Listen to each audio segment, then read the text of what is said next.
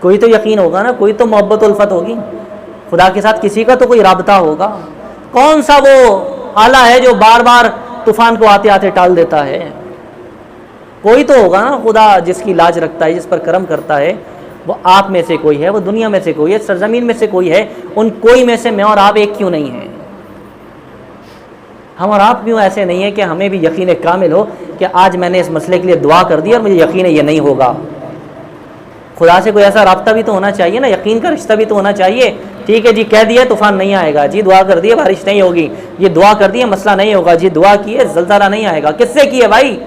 اس سے کی ہے جو بھیجنے والا ہے، اس کو منایا ہے جو سب کرنے والا ہے.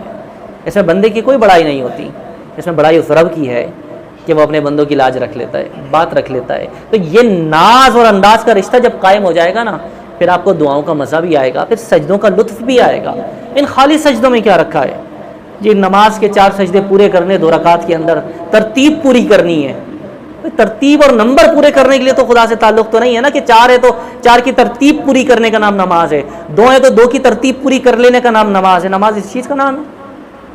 نماز تو خدا سے باتیں کرنے کا نام ہے، اس کو منانے کا نام ہے. سجدے میں بندہ اتنا گر گیا خاک آلود ہو کر کہتا ہے سبحان ربی الاعلی، اس کے بعد بھی منائے وہ نہ مانے. یہ کوئی رشتہ ہے؟ مضبوط کریں اس کو، یقین کو مضبوط کریں.